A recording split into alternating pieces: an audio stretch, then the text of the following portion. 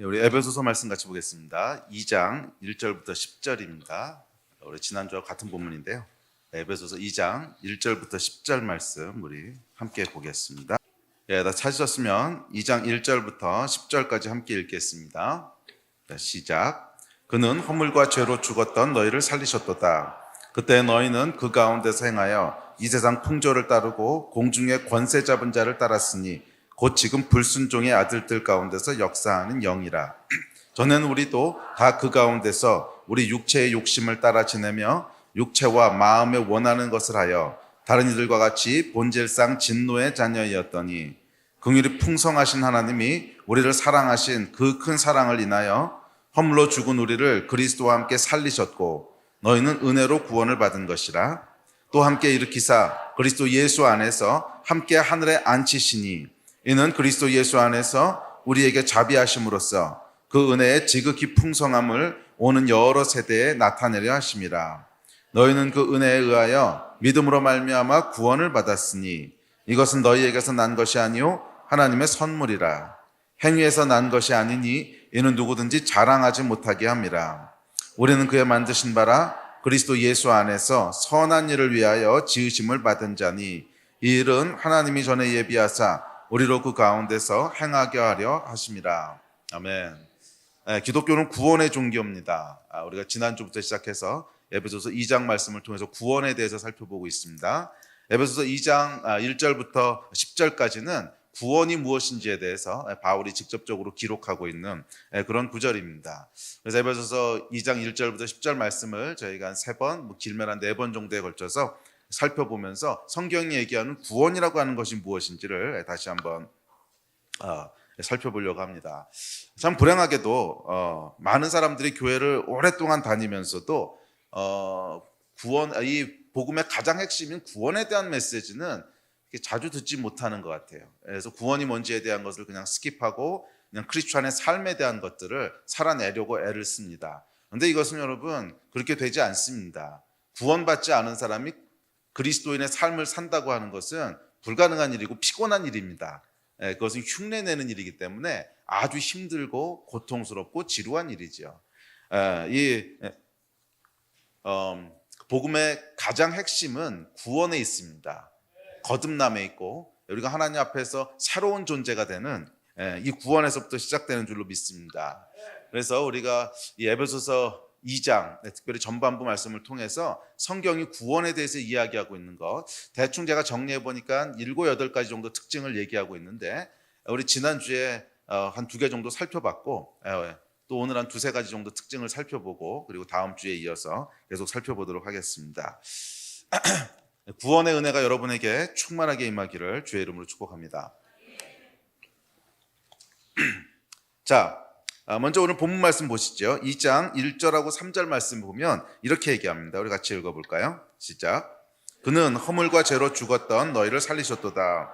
전에는 우리도 다 그 가운데서 우리 육체의 욕심을 따라 지내며 육체와 마음에 원하는 것을 하여 다른 이들과 같이 본질상 진노의 자녀이었더니.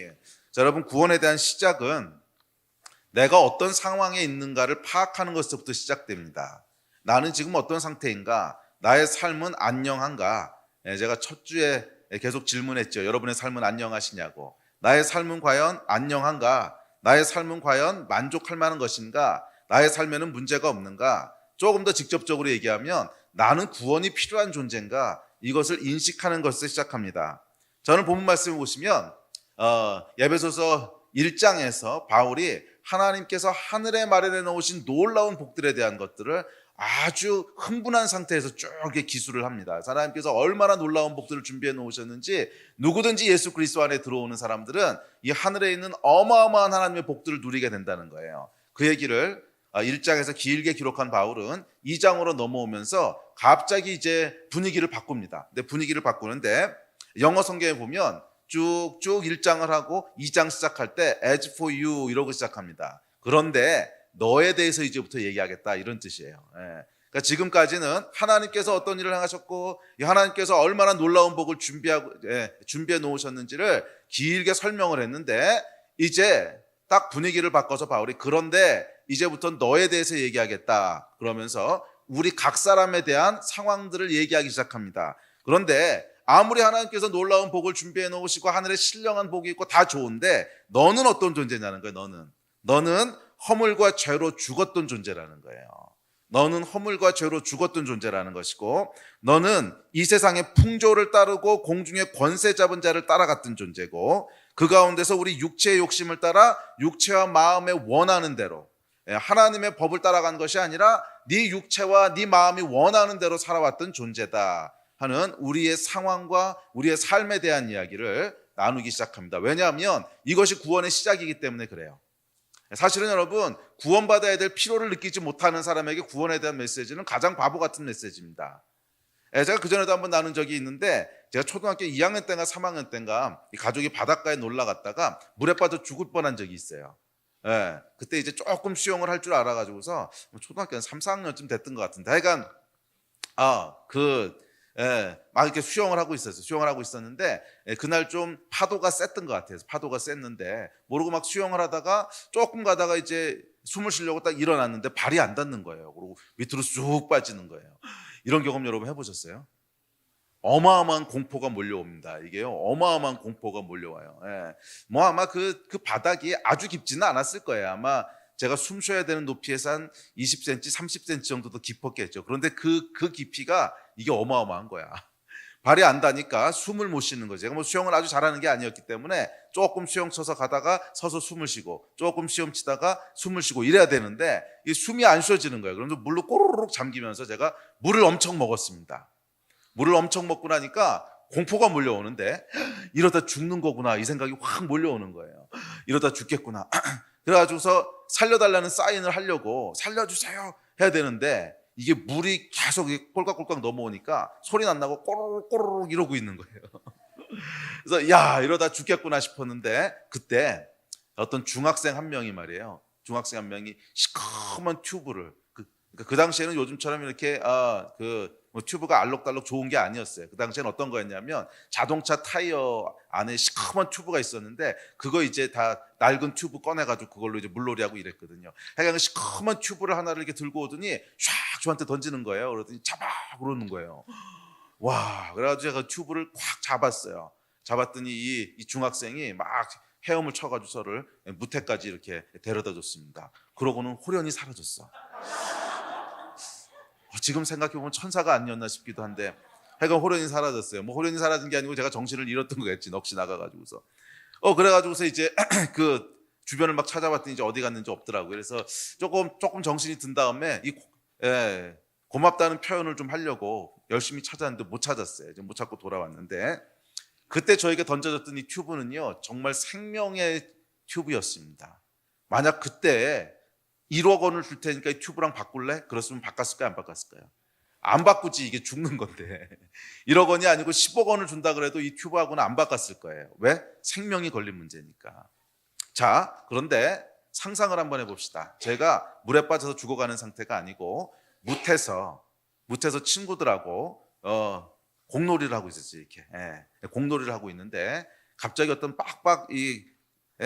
머리를 꽉꽉 민 까까머리 중학생 한 명이 오더니 시커먼 튜브를 확 던지면서 잡아!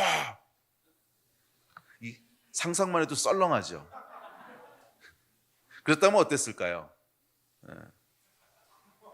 이거 뭐야? 뭐 이상한 형이 와서 해코지 하는 거 아니야? 슬금슬금 피하든지 뭐 그러지 않았겠어요? 그때 만약 이 튜브를, 이게 네 생명의 튜브야, 5만 원만 내, 그러면 여러분 이거는 감사해서 내는 게 아니고 삥 뜯기는 거죠. 이게 네 생명의 튜브야, 받아! 5만 원. 그랬으면 이거는 여러분 정확하게 삥 뜯기는 겁니다. 그래서 막 울면서 무서우니까 줄 수도 있겠지만 5만 원도 아까워서 5만 원도 안 주려고 그랬겠죠. 자, 여러분 똑같은 튜브인데 왜 어떤 때는 1억 원을 주고도 감사하면서 살 만한 가치가 있고, 또 어떨 때는 5만 원을 내면서도 삥 뜯긴다고 생각할까요? 내가 어떤 상황에 있느냐 하는 거죠. 내가 어떤 상황 가운데 있느냐. 내 상황을 파악했을 때 우리에게 튜브가 필요하다는 걸 알게 되죠. 구원이 여러분 정확히 그렇습니다. 성경에서 구원에 대해서 얘기할 때 항상 구원은 네가 어떤 상태인 줄 아느냐에서부터 시작하는 거예요. 네가 어떤 상태인 줄 아느냐. 요한복음 4장에도 보면 예수께서 사마리아 여인을 찾아오셔서 구원의 메시지를 전하시는데 먼저 시작했던 것은 너에게 구원이 있다 이러고 시작하지 않으셨어요. 그 여인이 지금 상황이 어떤지를 계속 이렇게 떠오르게 하셨어요. 네가 네 삶에 지금 만족하느냐? 네 남편이 어디 있느냐? 계속 그 여인 안에 있던 그 여인의 삶이 지금 어떤지를 기억나게 계속 하시는 거예요. 왜냐하면 구원은 여기서부터 시작하기 때문에 그렇습니다. 여러분은 어떠십니까? 여러분은 구원이 필요하십니까? 여러분은 복음이 필요하십니까? 여러분 삶에 만족하십니까? 여러분의 삶은 안녕하십니까? 구원의 메시지는 여기서부터 시작됩니다. 내가 내 삶에 대해서 내 삶에는 구원이 필요해. 이것은 나의 원래 이것이 나를 향한 하나님의 계획이 아니야. 이 삶이 아니야. 내 삶에는 뭔가 문제가 있어. 뭔가 변화가 필요해. 나에게는 구원이 필요해. 이 갈급함과 이 고백이 있을 때 구원의 메시지가 비로소 구원의 메시지가 돼요. 그렇지 않고 똑같은 구원의 메시지가 선포돼도 내 삶은 아무 문제 없어. 살만해. 행복해. 그렇게 느끼고 있을 땐 구원의 메시지는 5천 원을 내면서도 5만 원이라 그랬지. 5만 원을 내면서도 삥 뜯긴다고 생각하는 아주 가치 없는 메시지가 됩니다. 성경은 선포합니다. 너희는 죄와 허물로 죽었던 본질상 진노의 자녀라는 거예요. 저와 여러분은 죄와 허물로 죽었던 본질상 하나님 앞에 진노를 받는 존재라는 것입니다. 여러분 구원이 필요하십니까? 이 사실을 여러분 인식하고 계십니까? 여러분의 삶은 안녕하십니까? 여러분은 여러분이 죄와 허물로 죽었던 존재라고 하는 것을 인식하고 계십니까? 그것을 알고 계십니까? 그렇다면 오늘 여러분에게 구원이 임할 거예요. 그렇다면 오늘 여러분에게 구원이 임할 거예요. 그러나 자기의 죄와 허물로 죽었던 존재라고 하는 것을 인식하지 못한다면 아무리 좋은, 아무리 은혜로운, 아무리 능력 있는 이 하나님의 말씀이 선포돼도 그것은 그냥 한쪽 귀로 들어와서 한쪽 귀로 흘러나갈 거예요. 오늘 여러분 삶 가운데 구원이 임하기를 축복합니다. 그러려면 여러분의 삶에 대한 것들을 들여다보시기를 바랍니다. 여러분 삶은 안녕하십니까? 삶이 안녕하냐고 하는 것은 여러분이 누리고 있는 관계들은 다 안녕하십니까? 결혼하신 분들, 배우자의 관계는 안녕하십니까? 자녀를 키우시는 분들, 자녀들하고의 관계는 안녕합니까? 또 우리 자녀들, 부모님에 대해서는 만족하냐는 질문은 좀 좋지 않고, 그래, 부모님과의 관계는 안녕하십니까? 구원은 여기서부터 시작되는 줄 믿습니다. 자, 둘째, 4절 5절 말씀 같이 보겠습니다. 4절 5절 시작. 긍휼이 풍성하신 하나님이 우리를 사랑하신 그 큰 사랑을 인하여 허물로 죽은 우리를 그리스도와 함께 살리셨고 너희는 은혜로 구원을 받은 것이라. 자, 구원은요, 죽었던 이 죄와 허물로 죽었던 우리를 살리시는 것입니다. 할렐루야. 자, 이 성경이 얘기하는, 특별히 오늘 본문인 에베소서가 얘기하는 구원은 그렇게 복잡하지 않습니다. 아주 단순한 건데 구원은 살리는 거라는 거예요. 구원은 생명을 주는 거라는 거예요. 반대로 죄는 죽이는 거라는 거예요. 성경이 이야기하는 살리는 것, 생명, 이것이 구원이고 죄는 죽이는 것, 죽음이라는 거예요. 이 죽이는 것, 죽음, 죄로부터 우리를 살리는 것, 생명, 이쪽으로 옮기는 것이 구원이라는 거예요. 이것이 구원인 줄 믿습니다. 자, 그런데 이 성경에서 얘기하는, 그래서 여러분 구원이라고 하는 것을 가장 단도직입적으로 적나라하게 얘기하면 영원한 생명을 얻는 거예요.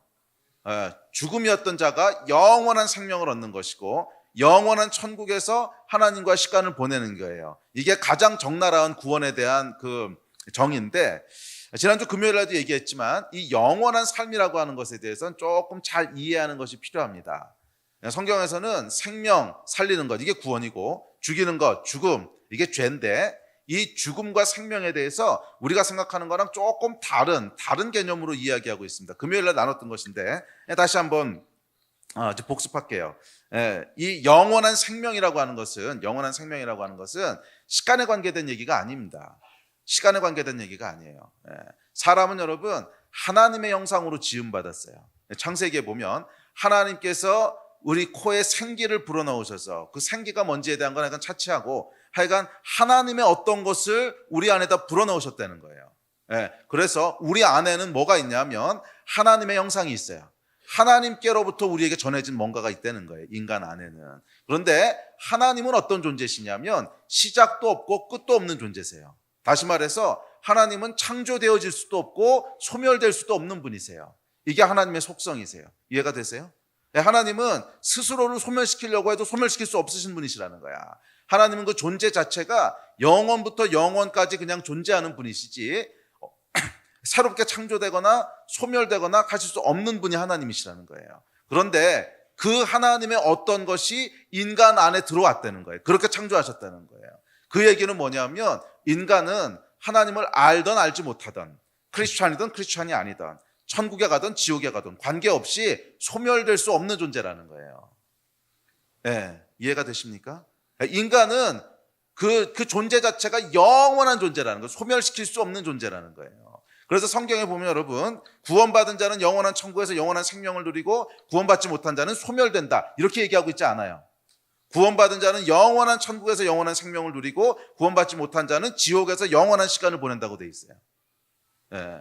아유 하나님 그냥 지옥에 보낼 바에 이렇게 소멸시켜 주시면 좋지 않습니까? 근데 그게 불가능한 존재라는 거예요. 인간은 그 안에 하나님의 영이 들어오는 순간, 하나님의 생기가 들어오는 순간, 하나님의 호흡이 들어오는 순간 소멸하는 것이 불가능한 존재로 창조됐어요. 원래 하나님 그렇게 지으셨단 말이야.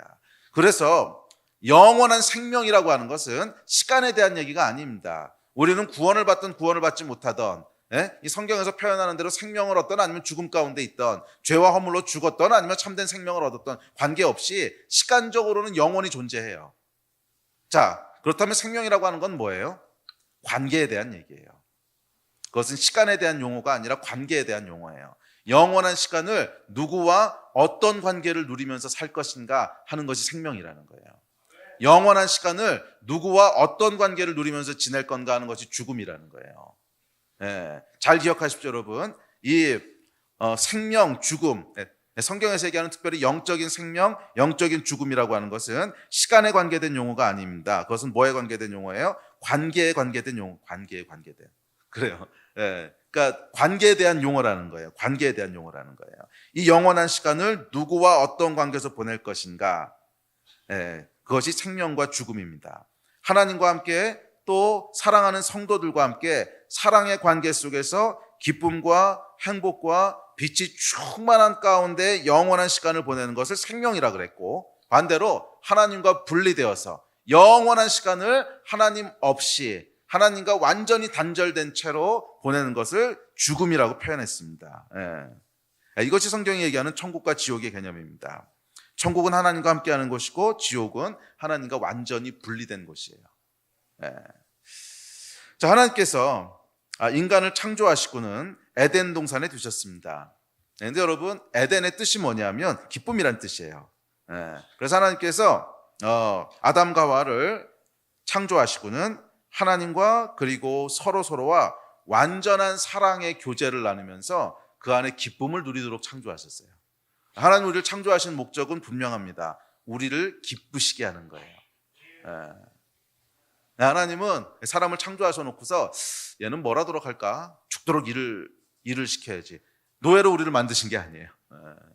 얘를 창조해 놓고 뭐 할까? 하나님이 약간 사이코 같은 분이라서 계속 괴롭게 해야지. 이러려고 창조하신 게 아니라는 거예요. 하나님이 사람을 창조하셨을 때는 얘를 창조해서 뭘 할까? 그래. 완전하고 무한한 기쁨을 누리는 존재가 되게 해야지. 그게 저와 여러분을 창조하신 거 목적이에요. 그래서 하나님이 처음에 사람을 창조하시고는 그 집 이름을 뭐라고 지으셨냐면 기쁨 동산 이렇게 지신 거예요. 여기 거하면서 얘네는 완전하고 무한한 기쁨을 영원히 누리도록 그런 축복 속에서 사람을 창조하셨습니다. 그런데 불행하게도 그런데 여러분 이 기쁨과 행복은요 어디를 통해서 주어집니까? 관계를 통해서 주어져요. 그게 하나님이 만드신 방식이에요. 잘 생각해 보십시오 여러분. 여러분 인생에서 가장 기쁘고 즐거웠던 순간들이 어떤 건가 쫙 떠올려 보세요. 모두 다 관계를 통해서 온 거 아니에요? 사랑하는 사람을 만났을 때, 또 사랑하는 사람과 결혼했을 때, 근데 결혼의 기쁨이 얼마나 갔는지 모르겠지만 하여간 결혼하는 그 순간에는 기뻤잖아. 또 예. 사랑하는 자녀를 낳았을 때, 또 자녀들이 부모에게 뭔가를 하여간 해줬을 때, 여러분 이 기쁨이라고 하는 것이 전부 다 관계를 통해서 오지 않았습니까? 관계 이외의 것들이 여러분에게 어떤 기쁨을 주시던가요?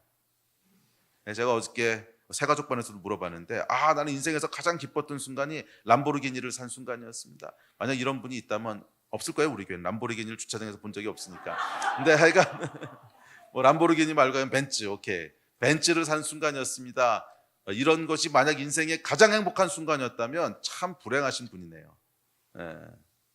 그리고 만약 그것이 진짜로 여러분에게 가장 큰 기쁨이었다면 여러분의 멘탈은 정상적으로 작동하고 있지 않다는 뜻입니다. 다 아시잖아요.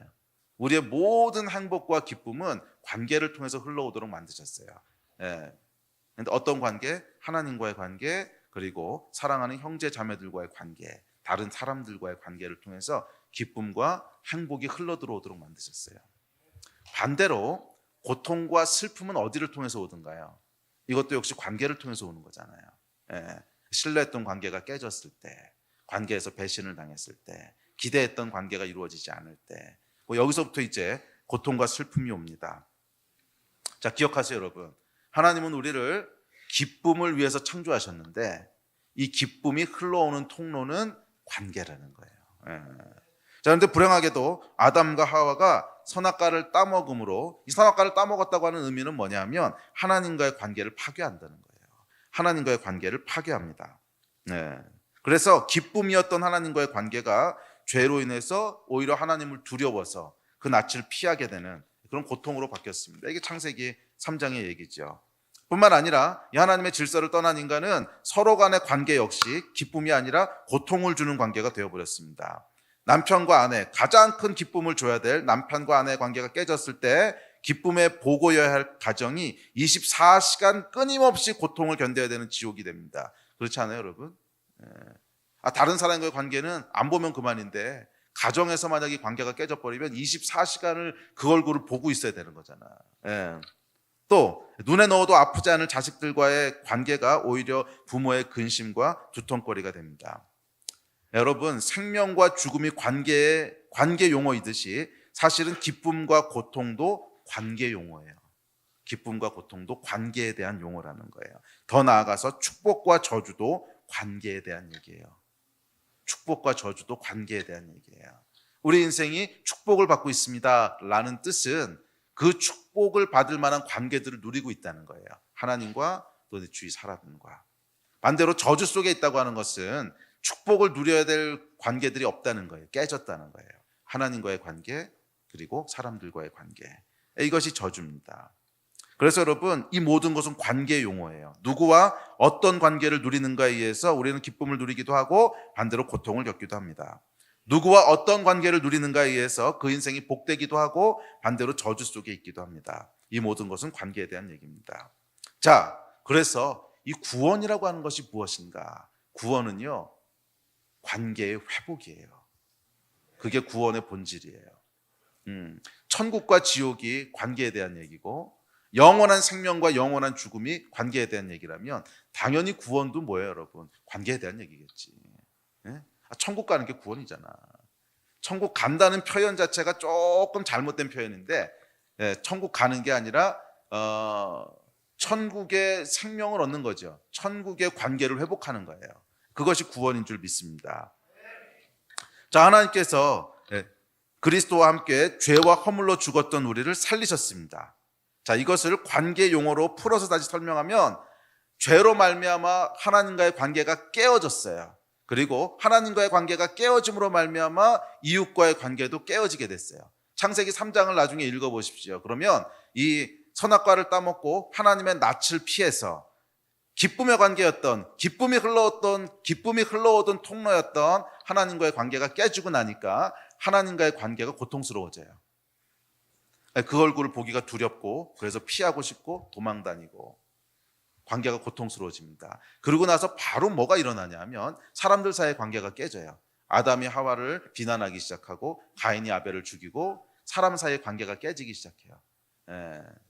여기에 대한 얘기는 오늘 길게 하지 않겠습니다. 사람은요, 이것 하나만 기억하십시오. 사람은 하나님과의 관계가 올바를 때만 이웃과 올바른 관계를 가질 수가 있어요. 그렇게 만들어졌어요.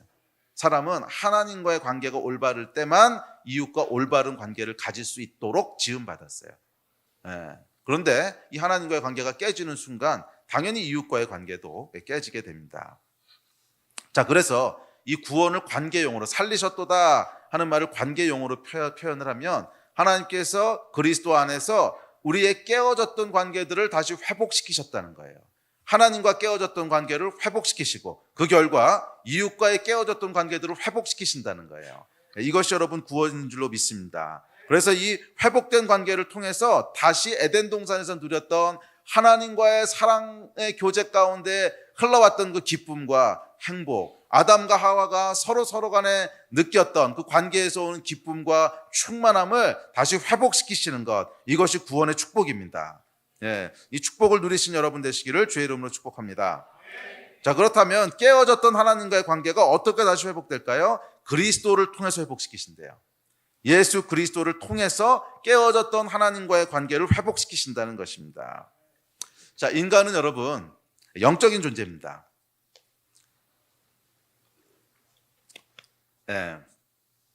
하나님께서 우리를 만드실 때 우리 안에 하나님이 거하실 수 있는 특별한 장소를 두셨는데 그것을 영이라고 불러요. 저와 여러분 안에는 하나님이 거하실 수 있는 특별한 장소가 있다는 거예요.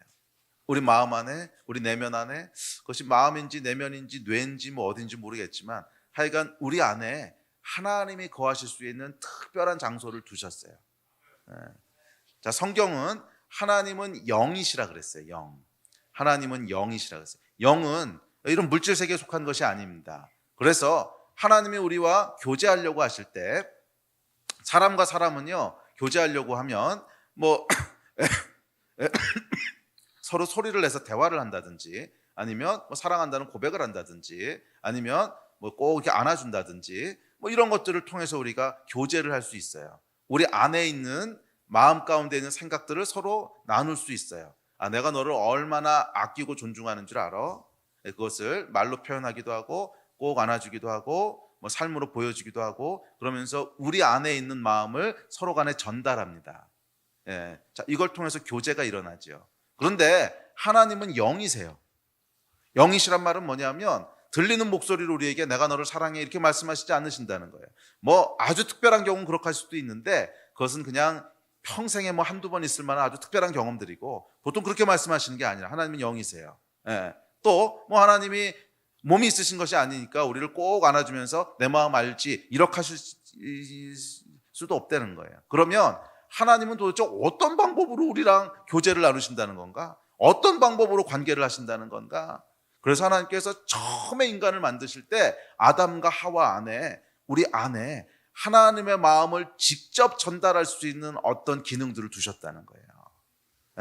그래서 이 하나님이 우리를 사랑하시는데 내가 너를 사랑해 하는 마음을 사람은 육체를 가진 존재니까 말과 어떤 스킨십을 통해서 전달한다면 하나님께서는 영을 통해서 우리 마음 가운데 직접 전달하실 수 있는 그런 기능들이 저와 여러분 안에 있다는 거예요. 아셨어요? 모르셨어요? 이 하나님을 만나기 전까지는 모르는 게 당연합니다. 왜냐하면 한 번도 경험해 본 적이 없으니까. 한 번도 그 통로로 하나님의 말씀을 들어본 적이 없으니까 그런 기능이 있다는 것도 모르지 인간은. 근데 여러분 이 영의 기능이 있다고 하는 것은 하나님을 모르는 사람들도 가끔씩 인생에서 경험하게 되는 때가 있어요. 뭐 귀신 들리거나 무당이거나 이런 사람들 접신하거나 이럴 때 보면 어때요? 또 우리 안에 막 이런 어둠에게 이렇게 막 사로잡혔던 그런 경험들 있으세요? 그러니까 어떤 막 미움이나 원망이나 이런 게 끌어오르는데 막 주체할 수가 없어. 이게 이상하다. 내가 이 정도는 아닌데. 근데 막 그 생각을 주체할 수 없이 막 하게 되는 뭐 이런 거라든지 아니면 이 얘기는 부정적인 얘기니까 길게 하지 맙시다. 연쇄 살인을 했던 그 부모를 죽이고 막 이런 이제 살인자들 있잖아요. 이 살인자들을 인터뷰해 보면요, 거의 대부분 공통적인 특징이 있는데 뭔지 아세요? 계속 누군가가 죽여라 했다는 거예요. 이게 거의 예외가 없어요. 계속 누군가가 죽여라 마음속에 얘기했다는 거야. 인간에게는 여러분 영이 있어요. 영이. 근데 그 영은 뭐냐면 영에 속한 존재 하나님이시죠. 일차적으로 그 하나님의 마음을 직접적으로 소통할 수 있고 느낄 수 있는 기능이 있다는 거예요. 그게 저와 여러분 안에 있어요. 아멘. 그리고 하나님께서는 아담과 하와 때부터 시작을 해서 하여간 이 하나님이 우리에게 소통하시는 방식인데 그 방식은 뭐냐면 그 하나님이 거하실 장소에 하나님의 영이 거하시는 거예요. 그래서 우리 안에 하나님이 거하시는 거예요. 이건 여러분 어마어마한 얘기입니다. 우리 안에 하나님이 거하시는 거예요. 그래서 밖에서부터 우리랑 소통하는 게 아니라 우리 안에서부터 우리랑 소통하신다는 거예요. 하나님이 우리를 얼마나 사랑하시는지 그것을 밖에서부터 듣는 것이 아니라 우리 마음에서부터 그냥 느끼게 되는 거예요. 와, 하나님이 나를 이렇게 사랑하시는구나. 이걸 느낄 수 있는 기능이 우리 안에 있다는 거예요. 예. 자, 성경은 이렇게 얘기합니다. 성경 구절로 같이 볼까요? 자, 시작. 만일 너희 속에 하나님의 영이 거하시면 너희가 육신에 있지 아니하고 영에 있나니 누구든지 그리스도의 영이 없으면 그리스도의 사람이 아니라. 우리 안에 거하시는 성령으로 말미암아 내게 부탁한 아름다운 것을 지키라. 그의 성령을 우리에게 주심으로 우리가 그 안에 거하고 그가 우리 안에 거하시는 줄을 아느니라. 누구든지 예수를 하나님의 아들이라 시인하면 하나님이 그의 안에 거하시고 그도 하나님 안에 거하느니라. 예, 이게 뭐래요, 여러분? 이 성령, 하나님의 영이 우리 안에 거하신다는 거야. 하나님의 영이 우리 안에 거하신다는 거야. 이게 제가 무슨 사이비 목사가 하는 얘기가 아니고 성경 구절이잖아. 성경에 보면 하나님의 영이 우리 안에 거하신다는 거예요. 거하셔서 뭐 하신다는 거예요? 우리와 소통하신다는 거예요. 예. 우리가 서로 간의 교제를 나눌 때 내가 너를 얼마나 좋아하는 줄 알아? 이렇게 말했을 때 그 마음이 우리에게 전달되듯이 하나님께서는 직접 우리 마음 가운데 그것을 전달하실 수 있다는 거예요. 내가 너를 얼마나 사랑하는 줄 알아? 이것을 직접 우리 안에 전달하실 수 있고 이 하나님의 무한한 사랑이 무엇인지를 직접 우리가 느낄 수 있고 우리의 인생을 섬세하게 인도하시는 그 하나님의 인도하심을 우리가 직접 느낄 수 있고 우리가 그 두려움과 절망과 어떤 그 어려움 가운데 있을 때 괜찮아 하고 위로하시는 그 하나님의 위로하심을 우리 마음 가운데 직접 느낄 수 있는 그 기능이 있다는 거야. 그런데 죄와 허물로 죽었도다 하는 말은 뭐냐면 죄와 허물로 인하여 내 안에 거하시는 성령께서 더 이상 내 안에서 말씀하실 수 없게 됐다는 거예요. 관계가 단절됐다는 거야. 이게 죄와 허물로 죽은 것이고 또 어떤 사람들은 영이 죽었다고 말하기도 하는데 정확한 표현은 아니에요. 영이 죽었다. 그 이야기는 영을 통해서 하나님이 우리에게 뭔가 계속 소통하시는 이 소통이 끊어졌다는 거야. 그렇다고 우리 안에 있는 영들이 없어졌다 이런 뜻은 아니에요. 그래서 영이 죽었다는 표현은 이제 어떤 분들은 이제 신학적으로 그렇게 말씀하시는 분들이 있는데 그것은 좀 정확한 표현은 아닌 것 같고 하여간 우리 안에 하나님과의 소통이 관계가 끊어졌다는 거예요. 자, 성령께서 왜 우리 안에 거하실까요? 사랑의 관계를 누리시려고 우리와 사랑의 교제를 나누시기 위해서 우리 안에 거하셨습니다. 내주하시는 성령께서 우리 안에 말씀하시고 위로하시고 인도하시고 우리랑 교제하신다는 거예요. 하나님이 어떠한 사랑으로 우리를 사랑하시는지를 내주하시는 성령님을 통해 우리 마음이 직접 전달하시고 힘들고 어려울 때 내주하시는 성령님을 통해서 하나님의 위로가 우리 안에 직접 부어지고 두렵고 떨릴 때 내주하시는 성령님을 통해서 하나님의 평화가 우리 안에 직접 전달됩니다. 이 놀랍고 위대한 하나님과의 교제, 이거 여러분 경험해 보셨습니까? 이건 경험해 본 사람만 아는 거야. 경험해 본 사람만 아는 거야. 예. 이게 하나님이 인간에게 주신 축복이에요. 복음의 여러분 핵심, 복음을 한마디로 정리하면 뭔지 아십니까? 내 안에 거하시는 하나님이야. 내 안에 거하시는 성령님이야. 이게 여러분 복음의 핵심이에요. 아멘. 물론 복음의 그런 외적인 스토리들이 있습니다. 예수께서 우리 죄를 담당하시기 위해서 십자가에서 죽으시고 또 그 피 흘리심으로 우리의 모든 죄를 사하셔서 우리를 거룩하게 하셨고 더 이상 하나님 앞에 정죄함이 없게 하셨고 그래서 담대하게 하나님 앞에 나가게 하셨다. 맞아요. 복음의 외적인 스토리예요. 그런데 그렇게 해서 하나님 앞에 나가게 하셨다. So what? 결국 그래서 하나님과 교제를 다시 회복했다 이 얘기잖아. 그렇다면 그 실질적이고 경험되어지고 구체적인 교제가 실제로 회복되냐는 거예요. 이게 여러분 복음과 종교를 가르는 기준입니다. 우리가 머리로는 다 알고 이해할 수 있어. 아 맞아, 십자가에서 죄사하셨구나, 의로워졌고 어쩌고 그런데 내 안에서 역사하시는 성령님의 그 교제, 펠로우십이 없으면 그게 무슨 구원이야. 그게 무슨 구원이냐고. 구원은 여러분 기억하십시오. 구원의 모든 외적인 스토리가 있어요. 우리 지난주에도 나눴고 예수께서 십자가 지시고 모든 죄 다 사하시고 그래서 하나님과의 교제를 다시 회복시키시고 모든 외적인 스토리가 다 있지만 그래서 so what? 결국 구원의 궁극적인 건 뭐야? 다시 내 안에 하나님께서 거하신다는 거야. 다시 내 안에 성령께서 거하신다는 거야. 다시 내 안에 거하시는 성령께서 내 안에 말씀하시고 위로하시고 인도하시고 교제하신다는 거야. 이 성령님을 여러분 경험하고 계십니까? 성령님과 동행하고 계십니까? 이게 결국 구원이고 복음이에요. 이걸 회복시키시겠다는 거예요. 죄와 허물은 지금은 그렇게 하지 않으시는데 이제 신약시대에는, 구약시대에는 죄와 허물은요 우리 안에 거하셨던 성령님을 떠나게 했어요. 예. 그래서 다윗이 밧세바를 범하고 나서 뭐라고 고백합니까? 시편 51편에 보면 이렇게 고백합니다. 우리 같이 읽읍시다. 시작. 하나님이여 내 속에 정한 마음을 창조하시고 내 안에 정직한 영을 새롭게 하소서. 나를 주 앞에서 쫓아내지 마시며 주의 성령을 내게서 거두지 마소서. 주의 구원의 즐거움을 내게 회복시켜 주시고 자원하는 심령을 주사 나를 붙드소서. 예. 죄가 거할 수 없었다는 거예요. 죄와 하나님은 함께 거할 수 없었다는 거예요. 그래서 다윗의 삶 가운데 죄가 들어왔을 때 그 안에 있던 성령께서 떠나셨다는 거예요. 성령께서 떠나심으로 기쁨도 다 사라졌다는 거예요. 이게 다윗의 고백입니다. 물론 신약 시대에는 더 이상 하나님께서 이렇게 하지 않으십니다. 우리의 타락과 죄를 아시기 때문에 한 번의 영원한 제사를 예수께서 드리심으로 떠나지 않으시는 성령께서 우리 안에 거하게 하셨어요. 이것이 은혜고 구원이에요. 자, 그런데 어쨌거나 원리는 우리가 이해하고 있어야 돼요. 죄와 허물이 있을 때 어떻다는 거야? 우리 안에 있는 성령님께서 거하실 수 없다는 거예요. 그 교제가 단절된다는 거예요. 자, 이것은 여러분 다윗의 얘기가 아니고 아담과 하와의 얘기가 아니고 저와 여러분의 얘기예요. 우리 삶 가운데 죄와 허물이 있을 때 우리 안에 계신 성령께서 더 이상 역사하시지 않는다는 거야. 뭐 신학적으로 그분이 떠나셨는지 아직 계신지 그건 모르겠어. 그렇지만 하여간 우리 안에 계신 성령께서 역사하시지 않는다는 거야. 하나님과의 교제가 단절된다는 거예요. 그래서 오늘 본문 2장 3절에 보면 이렇게 얘기합니다. 2장 3절 다시 읽읍시다. 시작. 전에는 우리도 다 그 가운데서 우리 육체의 욕심을 따라 지내며 육체와 마음에 원하는 것을 하여 다른 이들과 같이 본질상 진노의 자녀였더니, 이 말씀에 보면 우리가 진노의 자녀인 이유는 아담의 후손으로 태어났기 때문에라고 얘기하지 않아요. 뭐예요? 육체의 욕심을 따라 육체와 마음에 원하는 대로 하여 본질상 진노의 자녀라는 거야.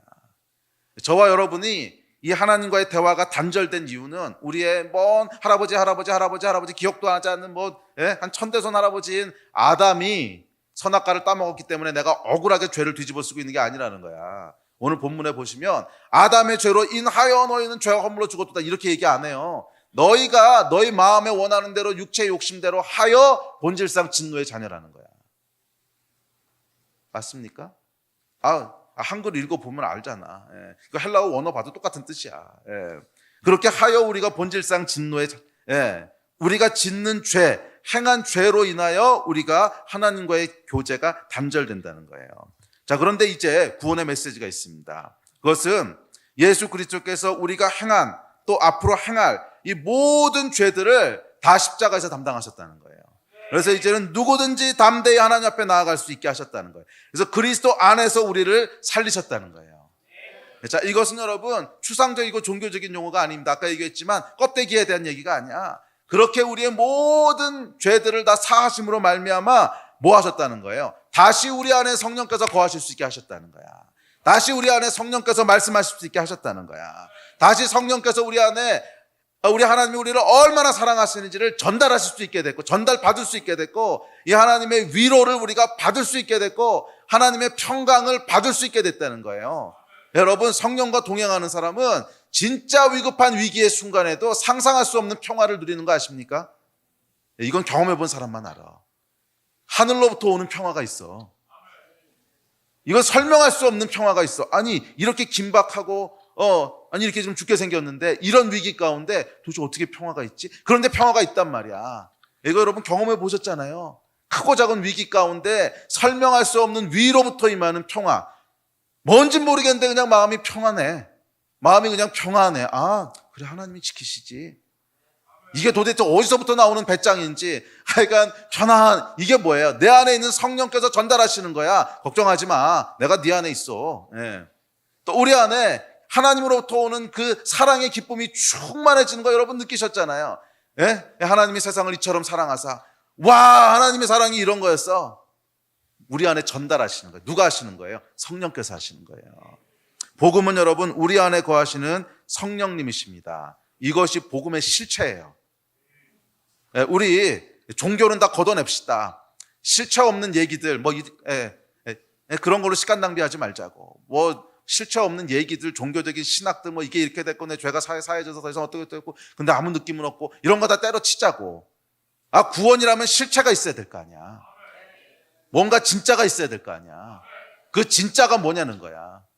이론 말고, 신앙 말고, 종교 말고 실체가 뭐냐는 거야.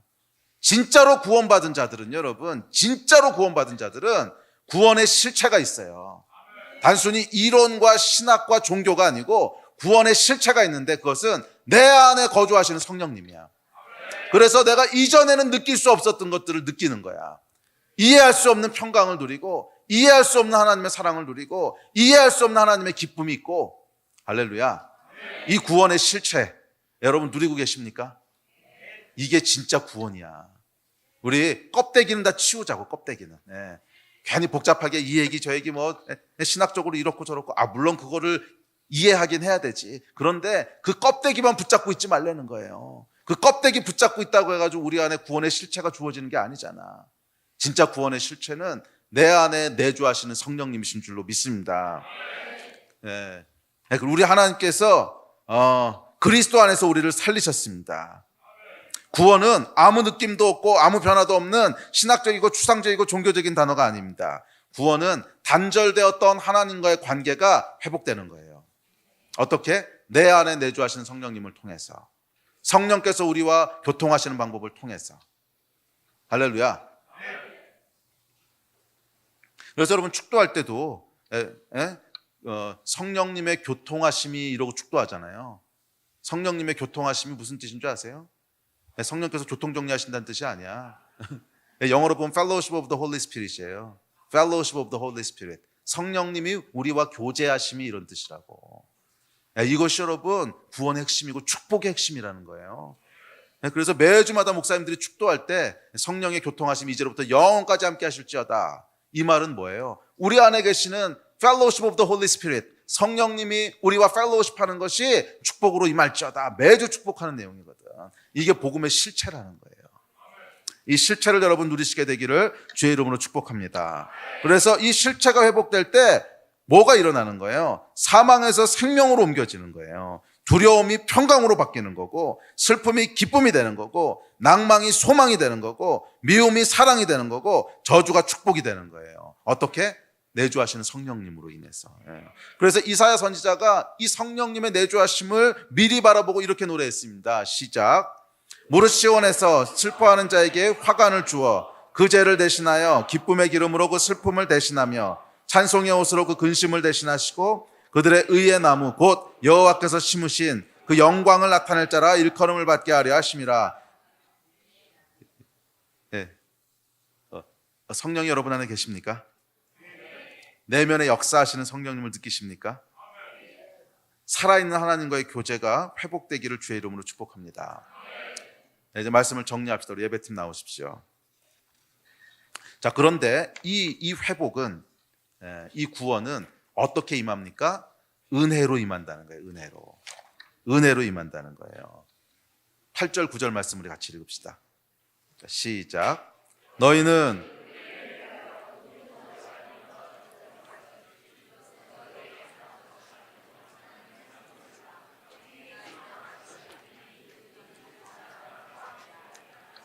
아마 이 가운데 분명히 두 부류의 사람이 있을 거예요. 지금 여러분들 가운데 맞아 바로 그거야. 맞아 그분이 성령님이시지. 이런 분 분명히 있을 거고, 또 어떤 분들은 불안한 분들이 있을 거예요. 저게 뭐지? 무슨 말씀하시는 거지?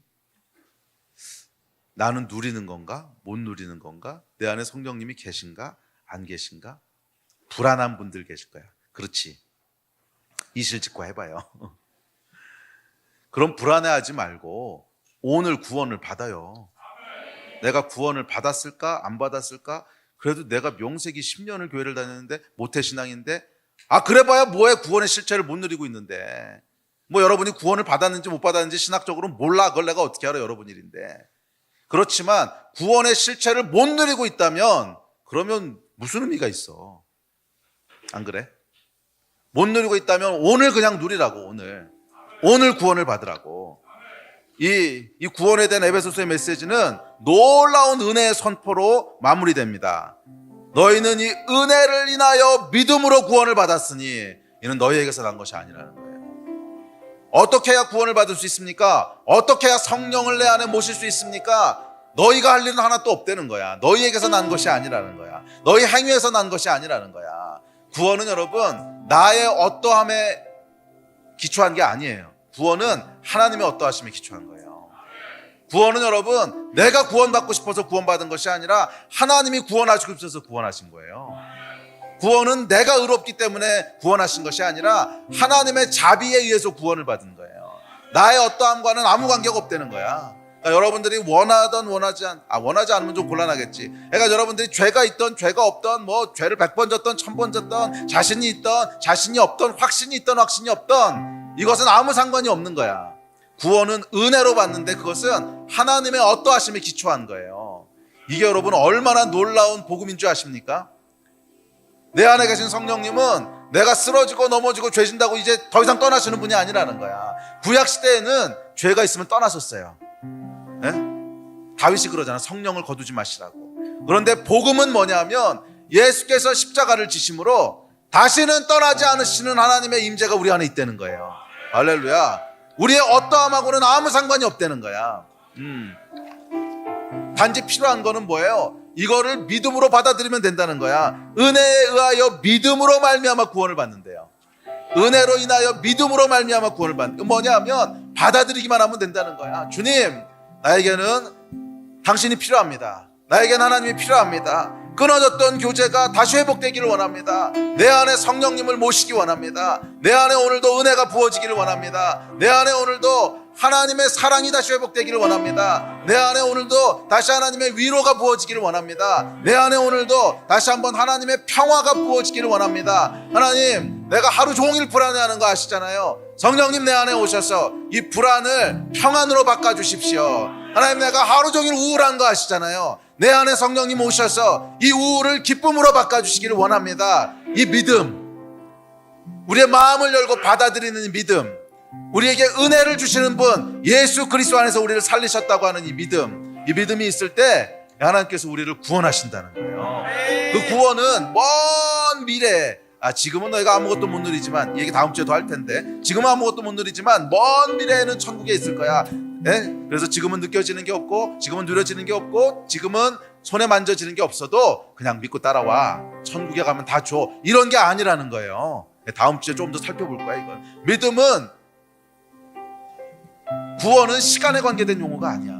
영생은 시간에 관계된 용어가 아니야. 그것은 관계에 대한 거야. 네? 지금부터 시작되는 거야. 지금부터. 어떻게? 내 안에 성령께서 임하심으로.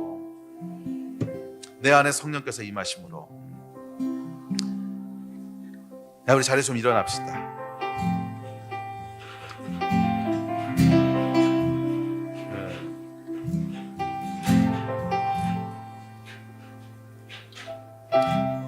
야, 우리 성경 구절 다시 한 구절 읽읍시다. 로마서.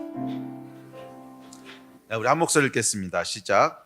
사람이 마음으로 믿어 의에 이르고 입으로 시인하여 구원에 이르느니라. 성경에 이르되 누구든지 그를 믿는 자는 부끄러움을 당하지 아니하리라 하니 유대인이나 헬라인이나 차별이 없음이라. 한 분이신 주께서 모든 사람의 주가 되사 그를 부르는 모든 사람에게 부요하시도다. 누구든지 주의 이름을 부르는 자는 구원을 받으리라. 할렐루야. 아멘. 예. 누구든지 주의 이름을 부르는 자는 구원을 받습니다. 차별이 없어요. 왜냐하면 나의 어떤 자격 필요 없어. 나의 어떤 조건 필요 없어. 구원은 하나님의 어떠하심 때문에 주어지는 거야. 차별 없이 주어지는 거야. 누구든지, 하나님, 내가 나의 죄를 회개합니다. 하나님 없이 살았던 죄를 회개합니다. 하나님과의 깨어지고 끊어졌던 관계를 회복합니다. 나는 오늘 하나님 필요합니다. 내 안에 성령이 임하여 주십시오. 내 안에 성령이 들어와 주십시오. 그래서 이 구원의 실체를 나도 누리게 해주십시오. 사랑과 평강과 기쁨과 이 위로와 이 놀라운 성령님의 실질적인 능력들을 내 삶에 누리기 원합니다. 주님 도와주십시오. 이렇게 기도할 때 오늘 구원이 여러분에게 임할 줄 믿습니다. 구원이 필요한 자들에게는 다 임하실 거예요. 구원을 갈망하는 자들에게는 다 임할 거예요. 기도합시다. 우리 기도할 때 이 말씀 기억하시면서 좀 구원을 요구하세요. 구원을 요청하세요. 구원은 끊어졌던 하나님과의 관계의 회복이야. 성령님, 내 안에 내주하시는 성령님, 이 구원을 여러분 요청하세요. 누구든지 주의 이름을 부르는 자들은 구원하신다고 하셨어요. 오늘 내 안에 성령님 임하여 주십시오. 오늘 내 안에 하나님의 마음을 부어주십시오. 오늘 내 안에 무한한 하나님의 사랑이 부어지게 하여 주십시오. 오늘 내 안에 무한한 하나님의 은혜가 부어지게 하여 주십시오. 오늘 내 안에 무한한 하나님의 위로가 임하게 하여 주십시오. 오늘 내 안에 무한한 하나님의 평화가 임하게 하여 주십시오. 슬픔 대신 기쁨을, 죄 대신 화가를 회복시켜 주십시오. 주님, 내가 믿습니다. 주님, 내가 믿습니다. 오늘 회복시켜 주십시오. 우리 주여 3번 같이 부르시고 합심해서 기도하겠습니다. 주여.